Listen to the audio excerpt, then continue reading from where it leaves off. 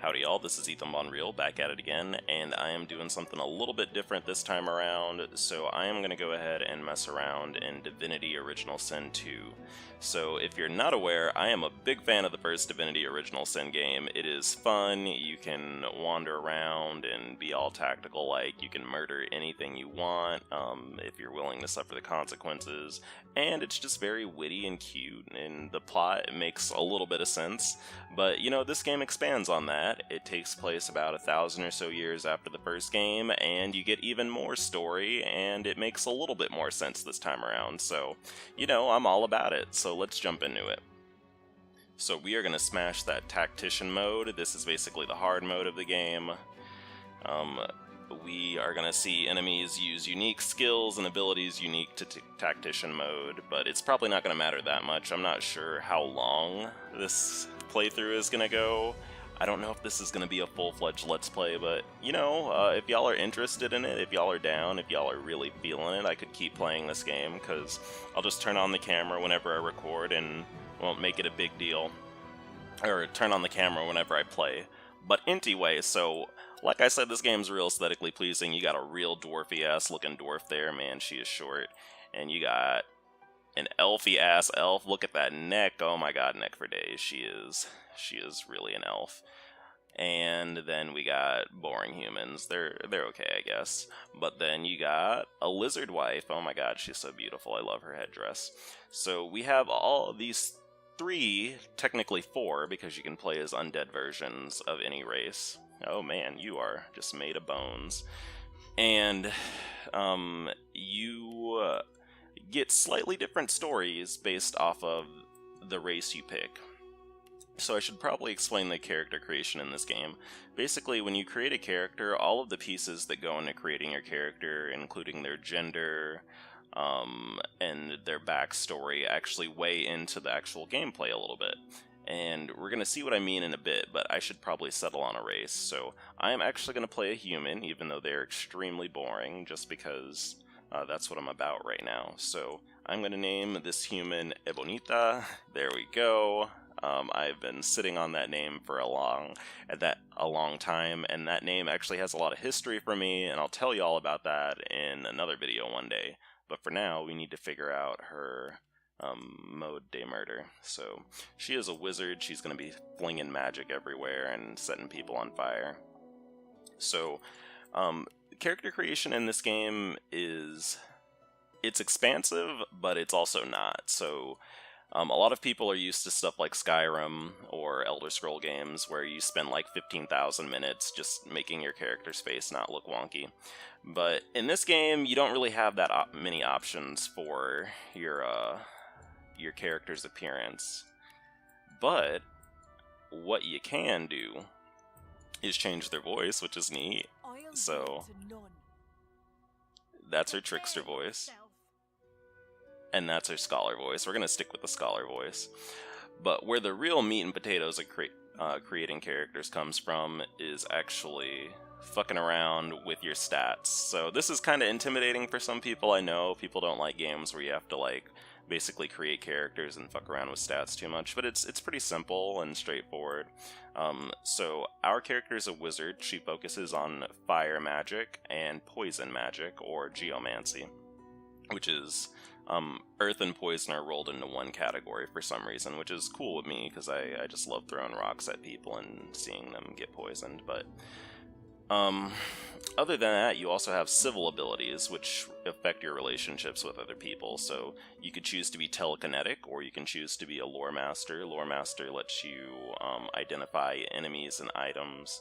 And then you have standard stuff like sneaking and stealing and bartering and persuading people. And again, all of these actually can play into the story and change your gameplay experience. Nexto, I am going to select a talent. So talents in this game range from being just like aesthetically pleasing or just slight differences in gameplay to just really overhauling how you play. So I'm picking Lone Wolf. What that means is if I have one or less party members, I get 2 maximum HP, or AP, pardon me, plus 2 AP recovery, plus 30% vitality, that's your health, and then plus 30% physical and magical armor, plus all of the points we invested in our attributes are doubled. That's extremely good, but it comes at the cost of not having a full party. So we're going to take advantage of that, because this probably isn't going to be a full playthrough. And then finally, to add the finishing touches, Ebonita is going to be a scholar and a barbarian, because that's what she's about. She just loves brutalizing people with her magic. So that's going to be our instrument. I wish I knew how to pronounce that thing, but you know, it's kind of thick looking. I like that shape. Oh my god, it's kind of sensuous for an instrument. But let's jump into this. So this is the cutscene. I actually haven't seen this yet before. This is my first time playing the full game.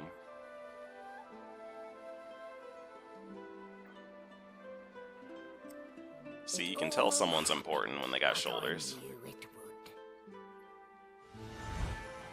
Oh shit. A single drop of source magic. And like flies to honey, the monsters Spooky. swarmed. The rebel panicked. The carnage began. And the Magisters pointed their fingers at me. I'm assuming that's not my character. Just as I'd planned. I was shackled and collared, and sent to Fort Joy. Hey, Lamau, you were on the title screen. I'd come here to kill Godwoken. But instead, I became part of their story. What if the real Godwoken was the friends we made on our journey? So, some of those words probably made 0% sense to you, and that is basically how this game goes. Like, there's like a huge storyline. This series has like a bazillion thousand games in it that many people have never played. And I don't mean that in a mean way. It's just like the series is a little bit obscure until recently when they released Divinity Original Sin. And it has just this huge-ass world that you can't really understand in its entirety, in my opinion. You have to really scrounge around, and part of it is your character doesn't really know what the fuck is going on in a lot of cases. So you are learning just as much as your character does. So the best way to start learning is to steal whatever the fuck you can. So we're going to steal that book off the table and read it. We have too long presumed source as a virtuous part of civil society. We need to look no further than the past, than the Source King's reign, to understand the havoc such magics may wreak. One day another order must follow in the steps of the Source Hunters. Sorcerers can and must be muted. The new model of Source Callers, provided by Vridman, is proving most effective. So I'm going to go ahead and clear up something real quick. So Source is a specific type of magic that is relevant to the plot in this game, but not all magic is Source magic. So me doing this, making this fire here today, is not Source magic. That's just regular fire magic. But this magic skill right here, Dome of Protection, which I can't use, is Source magic. And what exactly Source magic is will be explained more by the plot. But first, I got some more shit to steal, so let me get up inside this cabinet. What's good, baby? Yellow. Oh shit. So this was, there we go, we got it, Mom. Nothing in there. There's a grinning skull over there. Hello. Very chatty fellow, are you? Okay. And let's see, let's take this potion bottle. So if something is highlighted in red when you mouse over it, what that means is that if you try to pick that item up, it belongs to someone else and they'll get pissed that you're stealing their shit. However, if you murder them, it becomes untagged and you won't get in trouble for it. Snugly enough. Nice bit of work, even if I do say so myself. There. Well, fuck you. Not too tight, I hope. The collar, I mean. Oh, not to worry. Every dog has to get used to its leash. In the meantime, your next stop will be Magister William. All passengers have to be registered in the ship's manifest, and he's the chap in charge of the logs. You'll find him on the other side of this deck, in the officers' quarters. Rude. So, spoilers, I'm gonna murder her, but I am gonna tell you something. So, like I said, the character creation selections you make do affect the gameplay a bit. So, you can give a scholar answer, or you can give a barbarian answer, or you can give just a very generic answer. If they have basically like brackets around it, that basically means it's unique to your character or the situation you're in. So, I'm going to pick a scholar answer, because, I'm just going to show her that I know a lot to assert my dominance. Why? Because we're at sea, of course, and have been for several days. Index fingers pressed to her lips. She pauses a moment to give you a scrutinizing gander. Oh my. She's looking me up and down. A bit befuddled, don't you? Rude, okay. Too generous with that sedative. Oh well, I'm sure you'll soon gather your wits. Most likely. Eventually. In the meantime, all you need to know is that we're en route to Fort Joy. A new life awaits. And if you're a particularly good girl, perhaps a cure as well. An end to Source. For good. I don't like this lady's condescending attitude. I also kind of like the whatever those are that she has that I don't have. So you start off this game with no weapons, so you're kind of at a disadvantage, but I started with Lone Wolf, which is going to make me a bit stronger than I normally would. So, also, why the fuck do we have a collar on? Peace of mind, of course. Why don't you try casting one of those source spells of yours? See what happens. Alright, let's do it. I'm gonna blast your fucking face off, kiddo. You recall great powers building inside you, the ones you commanded before your capture. Unleash them. Currents of magic surge inside you, boiling, bursting, then breaking, only to fade back into your soul like rain into the earth. My, look at the concentration on your face. All will, but no result. There you have it, see? The collar's function. It neuters you, of sorts. Makes you unable to cast Source. For your own peace of mind, of course. Yours and the whole world's. So you'll learn that the Magisters, that's the group of people that run this whole shindig, they're a little bit dumb, because they don't strip you of your regular magic, which is an important point, because I'm going to throw a rock in her fucking face in a second, and she's going to have to get into it, because she didn't think to stop me from just casting regular magic. Kaboom. Okay. Oh, your attitude towards me decreased. That's cute. That's good. That's good. How about, there you go. Okay. And like that, we're in combat. So, this is going to be a tutorial in, basically how to fight things in Divinity. So, if you look at the enemy's health bar, which you can see kind of above where we're at right now, they have two bars. They have a gray one and a blue one. The blue one is their resistance to magic. You need to break through their resistance to magics to make sure that they're fully vulnerable to your spells. Once that's gone, they can be affected by status effects or bonus effects from your spells, like being lit on fire. Also, I'm gonna piece the fuck out, because I'm ready to not be near her, because she's gonna explode in the near future. So, this game is also turn-based, if you can't tell.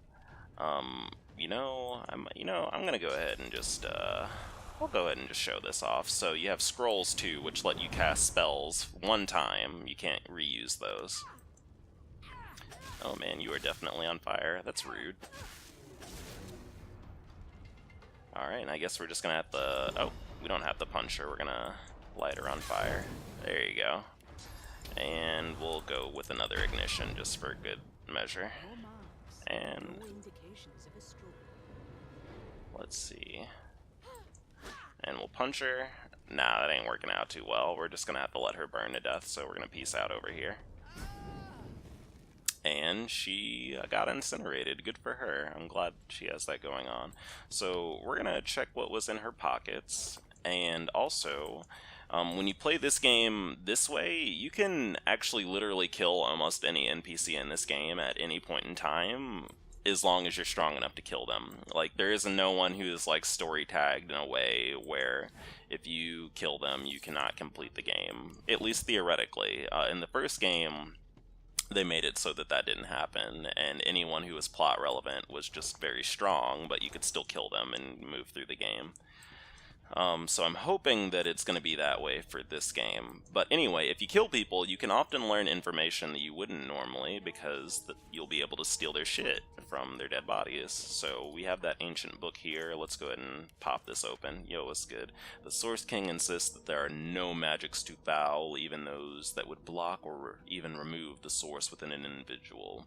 I delight in his madness. It is an invitation to manipulate all which we once believed immutable. He provides all manner of experimental subjects. The text beneath lists a series of hexes and materials required for muting source. Some of those objects are encircled in black ink and anointed as follows: helm, collar, mask. Thumbs up. Okay, well, none of that means anything to me, but apparently that book is related to how they are a muting source. So we've already done everything we can do in this room. Let's go ahead and just move forward and kick this door open. Hello. So something really important, there is social aggro in this game. Part of the reason why I dragged that Magister where I did was so that her friends did not see her smoldering corpse sitting in the middle of this room, because they would have tried to question me about why the fuck she was dead and on fire, and I would have had to try to convince them that it had nothing to do with me. But we're gonna move forward here. So there has been a murder, not as good as the murder I committed, but you know, it's still a murder. So we're gonna try to figure out what's up here. Magister, a blooded mass lies in a heap. Gore and limbs lie at odd angles. You can't make out a face amid the mess. So I'm gonna look directly in there because I'm nosy as The hell. sorcerer was killed by one of your own. Lucky you were busy getting your collar fitted at the time, or you'd be a suspect like the rest of them. Waters is investigating. She'll figure out who did it.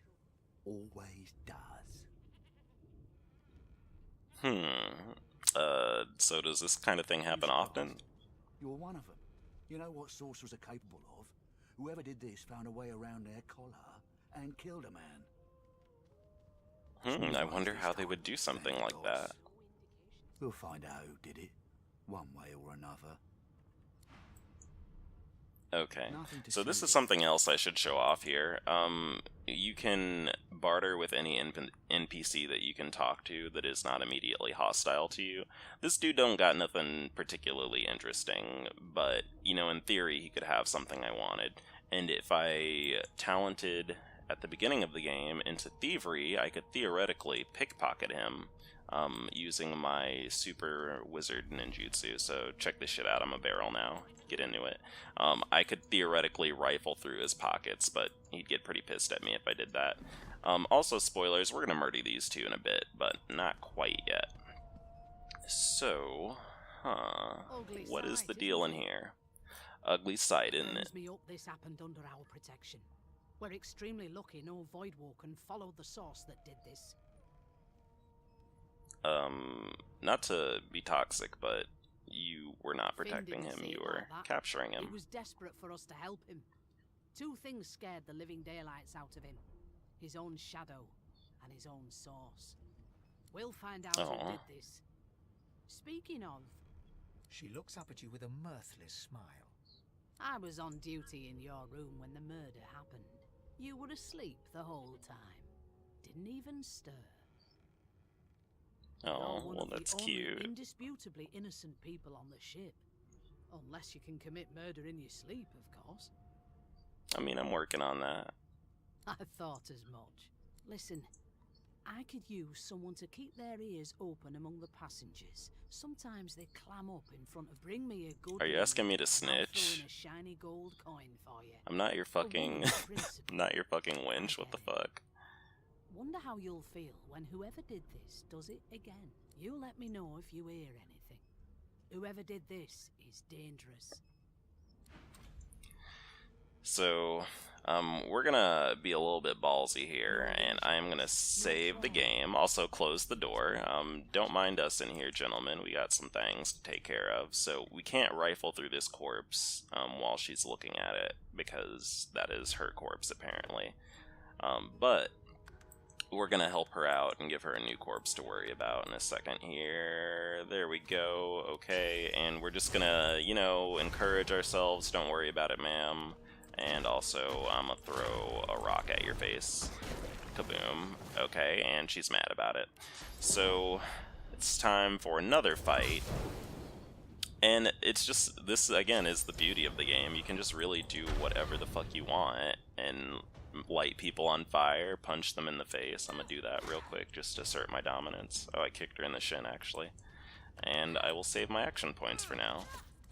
So it's actually convenient we're fighting her in here just because archers tend to be extremely annoying to kill for mages in this game. It's basically like RuneScape counters. Mages are extremely squishy, they take a lot of physical damage, and they just have a really hard time dealing with... Oh shit, I fucked that up. I'm gonna have to move back a bit. They have a hard time dealing with people who can just hit them constantly. But, lucky for me, she is made of fire, and she is probably gonna die. Don't kill me. Well, she murdered me. Okay, so we're loading the game. So, the reason I'm showing this is because y'all are getting the real-ass Divinity experience here, in that you are gonna die a lot in this fucking game. Because a lot of things that happen are just completely dependent on damage rolls, so... I almost barely survived that hit, but she made it, so that's fine. So let's go ahead and try this one more again, and we're also going to do this. So one of the things that happened in that previous round that kind of fucked me over was that I actually created a smoke cloud, which made it so I couldn't see her while she was in it. You can make smoke clouds whenever you cause fires abruptly by igniting oil, and it ends up making things a little bit more complicated because you can't directly aim at people, you have to just use area of effect attacks. And we'll end our turn. I'm praying she does not kill me. She is gonna kill me. Okay, maybe, you know... She was not meant to be murdered. We're gonna load the game one more again. But rest assured, we're gonna kill her eventually. We just need to maybe get maybe a single piece of armor first. In fact, do you have anything to sell me that could help me kill you? Well, you do have some orange juice. That is very yummy. Let's, how much does orange juice cost? Too much. I'm very broke right now. I guess I could sell you this book that I read. And this book that I read. Let's do it. I'll take 2 gold for that. Thank you very much. Okay. But, you know, we're gonna peace out for... Oh, hey, a poetry book. Let's read that. I'm ready to get cultured. A woman from Driftwood with a nary a care offered me kisses that answered my prayer. I accepted her gift, and then to my dismay, a spider she was, and I her buffet. Once feasting was over, she licked her red lips, arose from the floor, still coming to grips. She thanked me for coming and bade her farewell. My prayers indeed answered, though I still did swell? Question mark. Okay, well that was above average. No indications of a struggle. And we're gonna just walk out of here, don't mind me gentlemen, and go into this next area. So we're about to get introduced to a lot of characters right here. And it is also important not to get distracted by that and to explore everything you can, basically, because you want to start building up as much of an inventory as you can. More importantly, we want some fucking gold so we can actually buy stuff. Basically, gold is currency for murdering people in a lot of ways. You really... Once you get to the point where things don't like one-shot you or two-shot you or kill you in 3 hits, then you're in business and you can basically do whatever the fuck you want for a large portion of the game. Also importantly, each stat point in this game is extremely valuable, because you get so few of them that they have just a really huge impact on fights, which is why Lone Wolf is so good. I should probably ask how y'all are doing. I'm doing just fine. I'm playing this game. I spent like 6 hours downloading it because it was about 15 gigs, and it was running in the background while I was doing other stuff on my computer too. An elf sits tucked away in a dark Hello. spot, lazily rolling dice under the Snake eyes. Rude. She chuckles. That's a little bit cryptic. What's good? What they'll look like. Okay. Can I join you? You seem to enjoy killing people. Game for one, I'm afraid. Oh my. Oh, she's an elf too, I forgot. Rolling Deciding dice. fates. Oh my god, she really loves being cryptic. Can you read the future in cow entrails She as eyes well? you quite seriously. Not the future, no, but I can read the past in flesh. One of the perks of being an elf, you see. I'm quite good at it too. So, I could lick your arm and tell you how you spent the night before last. Shall I? this is basically an introduction to the fact that each race, good lord, each race has a unique skill that they have. Elves can actually consume or taste the corpses of other people, and they can gain their skills and memories, which is really neat, but I can't deal with how long their fucking necks are and how pointy their ears are. It just really bothers me. So we're gonna go ahead and give her a She gives lick. her arm a vigorous stroke of the tongue, efficient like a cat grooming. You were in a cellar with other sorcerers. As Okay. everyone lay sleeping, you lay awake thinking of someone back home. A very special someone. Double okay. You were reminiscing about the things you used to do together. Oh man, I had my coochie out in that cellar. Okay, I guess. I mean, I Of can't course deny is. it. The truth's right there. Skin. But don't you worry, darling. Your secret's safe with me. I Oh don't my. lick and tell. I've decided that we're destined to be girlfriends at some point in time. So, I guess I should cut to the chase. Why the fuck are you rolling those dice so ominously? She looks you up and down with the merest hint of a coy smile on her lips. Never say never, though. Oh my. I don't know if I want to date someone who enjoys being so cryptic. Also, what the fuck are you doing? I guess that's her rolling dice animation. So, I wonder where we're at on time. I'm gonna have to check real quick. Oh, we're at 28 minutes. Should I pause this shit, I guess? I mean, I killed 2 people, and we're in this ship. We've started making some friends. I guess I will talk to... Actually, wait a minute. The fuck? Oh my. That lizard's so strong looking. Let's size you up, shall we? See if Ooh, oh my god, he's making me blush. Like a farmer would a fetching horse. Oh All of a my. sudden, he grips you firmly by the chin, with the intent of inspecting your teeth. He's so dominant. What are you doing? Inspecting your teeth, in case that wasn't spectacularly obvious. There's some discoloration, but I've seen worse. After all, one can't expect to find prime merchandise on a squalid little ship like this. Now then, to business. You will answer me 3 questions. The first one is this. Can you cook? My character notably cannot cook. She has literally murdered people her entire life for food, so we are going to say, I can barely tell a turkey from a turnip. Testes that are turnips. Oh On to my. the second question. Can you knit, weave? In short, tailor? Why does he sound a little bit like Robbie Rotten? Not like exactly, but the inflection is there.